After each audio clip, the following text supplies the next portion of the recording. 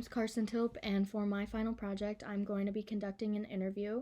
I'm going to be interviewing mostly women of color, but I'm also including a white male perspective because I wanted to see how they varied, and I wanted to see their firsthand accounts and opinions and experiences and be able to reflect on them, also including course concepts and course readings.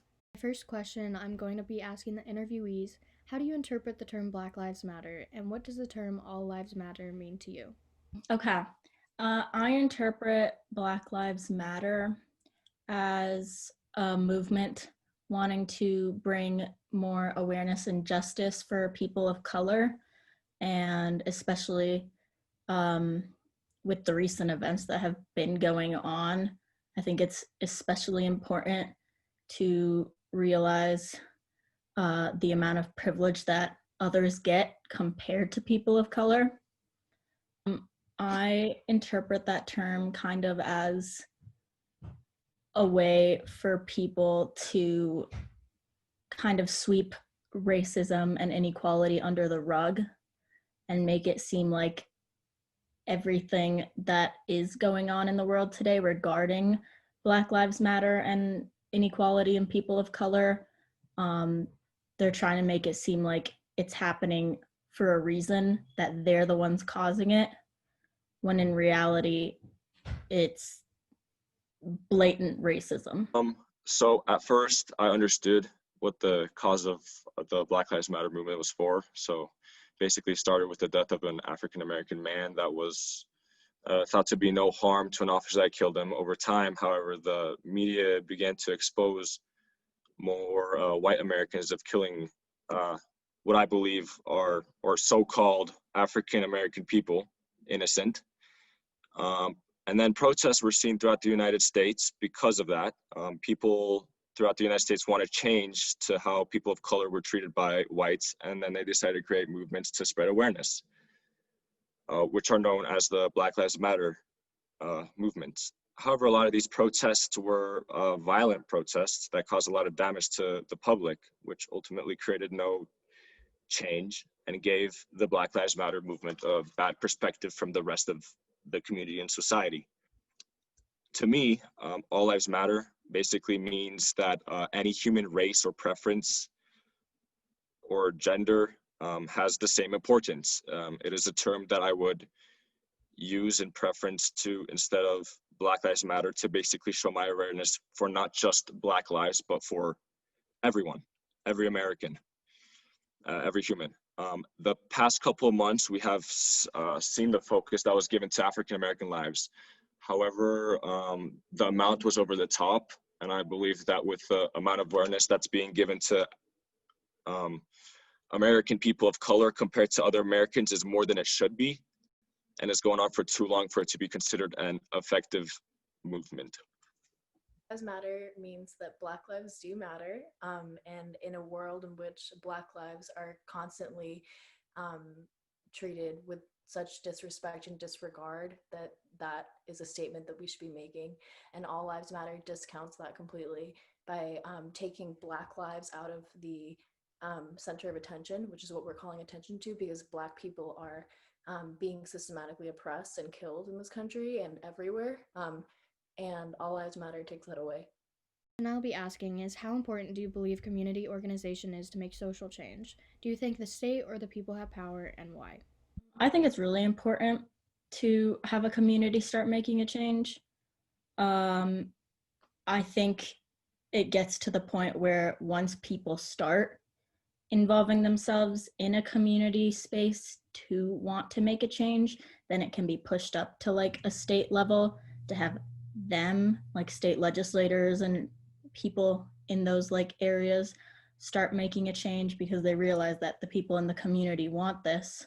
So they are able to kind of put in more work or more money or like anything of the sort to try and make that change happen.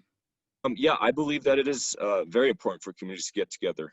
I believe that seeing communities get together for a movement to make changes does more than one thing, and it can create some positive and also negative changes to see that people are willing to fight for them and for their rights.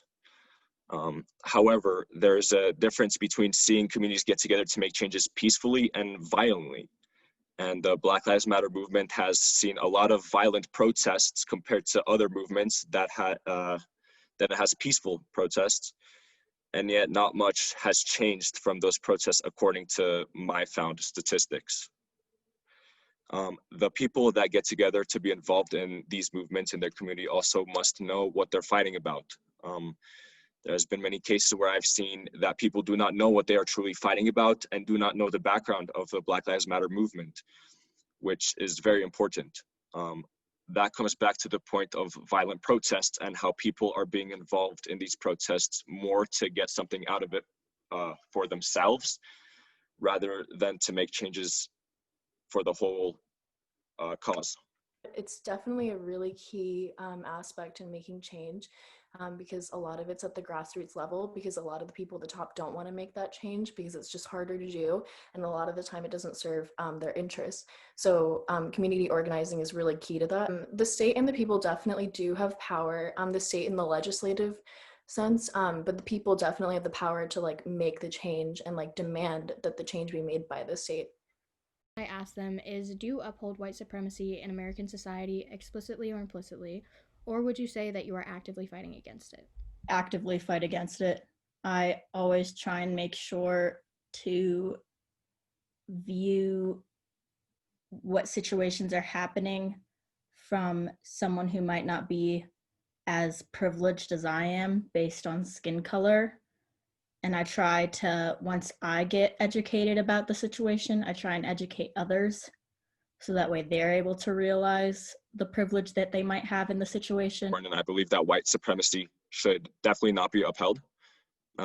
America must be seen as a country where diversity is welcome and everyone from every type of background is also welcome. There has been, however, many changes to rights and regulations in the past years and decades that helped better fight the problem of white supremacy. But white supremacy will unfortunately always be a problem throughout the world and be a problem, just everywhere and in the future. However, I believe that there could be more that could be done. But at the same time, I also believe that we have already done a lot to show that we recognize a lot of different races, backgrounds, preferences, etc. I consider myself to be actively anti-racist. I think I do hold my friends and family accountable, and definitely try to hold myself accountable, and also definitely like learn more, just definitely try to be anti-racist in like how I live. The question I asked them is, do you see being colorblind as a progressive stance on racism in the US, or is it ineffective, and why? I think it's ineffective. Saying that like you don't see color basically means to me that you don't want to acknowledge inequality, and that even though you might say you view everyone as equal, deep down you probably think you're more superior than other people of color or minorities. I believe that being colorblind to race is a progressive stance on racism because it proves that it can make changes when you disregard the difference in a person when it comes to race. And I believe this idea and assumption is not racist when you are able to back it with information and have done your research to understand the possible differences and potential in a race. It is more so just to regard a race's possibilities and differences. Blindness does not exist, in my opinion, because it completely discounts like the fact that people of color have gone through so much, and that is, how do I put this? Sorry.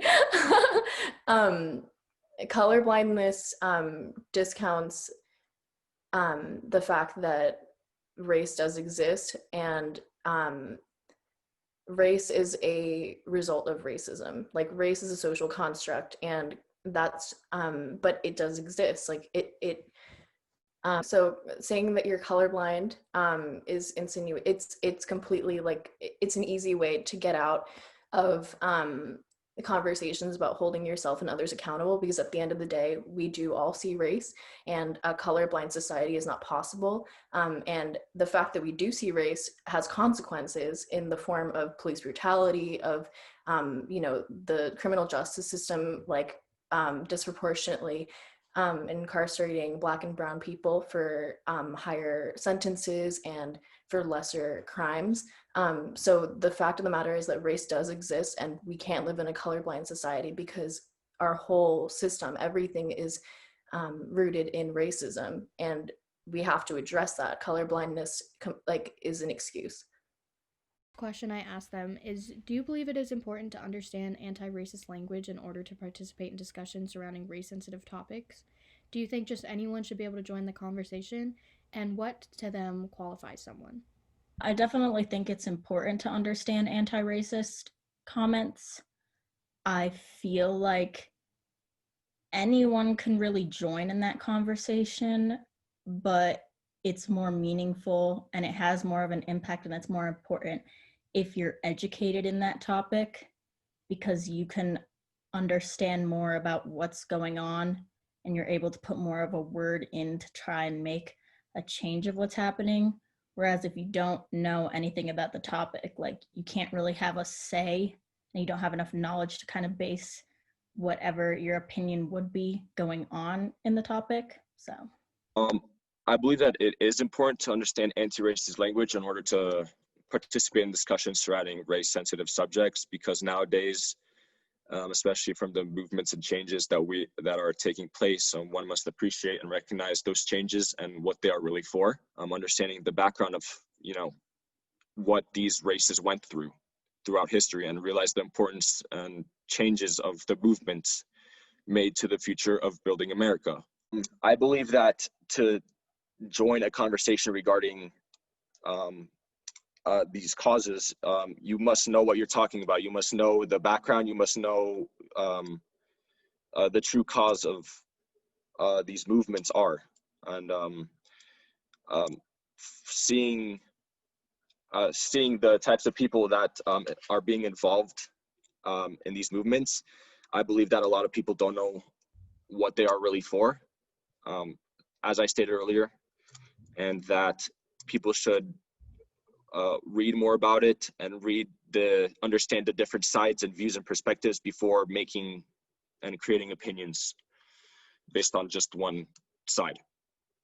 I think it's definitely a conversation that everybody should be having. I think that everybody has room to learn, but I think it's like everybody's like kind of civic duty to do that. So learning the different terms is part of that, but it's not completely key to having conversation about race. I think anyone can have that, and any conversation about race with the right people can be definitely beneficial and productive.